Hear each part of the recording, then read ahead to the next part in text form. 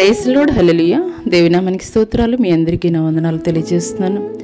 ఈ దినం కొరకు దేవుడు సిద్ధపరిచినటువంటి మాటలు, ప్రియ సహోదరి సహోదరుడా, నీ చుట్టుప్రక్కల వారు, నీ బంధువులు, నీ స్నేహితులు నిన్ను గూర్చి చులకన చేసేటువంటి మాటలు, నిన్ను గూర్చి వీరి జీవితాలు బాగుపడేటువంటి స్థితిగతులు మేము చూడగలమా అని నీ ఎదురుగానే నిన్ను అవమానకరంగా నిందలు వేస్తూ మాట్లాడుతున్నారా?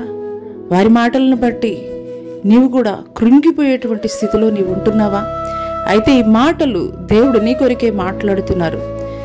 ఆనాడు బర్తిలోమై మాట్లాడుతున్నారు, నజరేతులో నుండి మంచిది ఏదైనా రాగలదా అని. అవునేస్తమా? ఈనాడు కూడాను ఇలాగ ప్రశ్నించేటువంటి వాళ్ళు ఉన్నారు. ఉన్నటువంటి పరిస్థితులను బట్టి, కొనసాగుతున్నటువంటి జీవితాలను బట్టి, చుట్టుపక్కల ఉన్నటువంటి వారు ఇదే రీతిగా నీ జీవితాన్ని బట్టి కూడా మాట్లాడేటువంటి వారు ఉన్నారు. ఆనాడు నజరేతు ఎన్నిక లేనటువంటి గ్రామం, నజరేతు ఏ విధమైనటువంటి పురోగతి లేనటువంటి ప్రాంతం, నజరేతు అని పిలవడానికి కూడా ఎవరు కూడా ఇష్టపడనటువంటి ప్రాంతం. కానీ ఆ నజరేతులో నుండే నజరేయుడగు యేసుక్రీస్తు వారు వచ్చారు. ఆయన పేరునే నజరేయుడైనటువంటి యేసుగా మార్చుకున్నారు.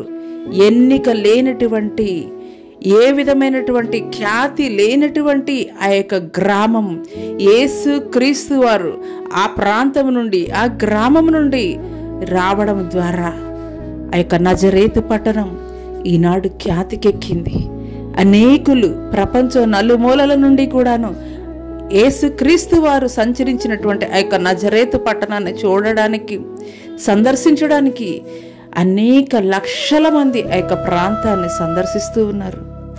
ఈ మాటలు వింటున్నటువంటి ప్రియనేస్తమా, ప్రస్తుతము నువ్వు ఎదుర్కొంటున్నటువంటి విమర్శలను బట్టి, నిందలను బట్టి, అవమానాలను బట్టి, ప్రతికూలమైనటువంటి పరిస్థితులను బట్టి కృంగిపోవద్దు.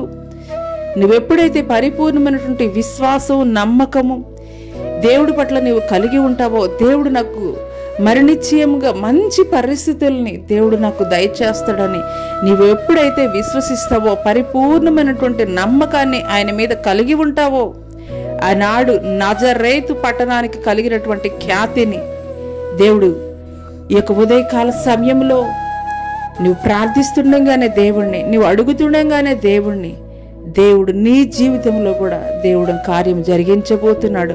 అటువంటి ఖ్యాతిని ఏ జనులైతే నిన్ను గూర్చి చులకనగా, అవమానకరంగా, ఎన్నిక లేనటువంటి జీవితం అని నిన్ను గురించి మాట్లాడుతున్నారు, అదే జనుల మధ్య మరణిశ్చయముగా దేవుడు నిన్ను కూడా హెచ్చించబోతున్నాడు. ఖ్యాతిగా దేవుడు నిలబెట్టబోతున్నాడు.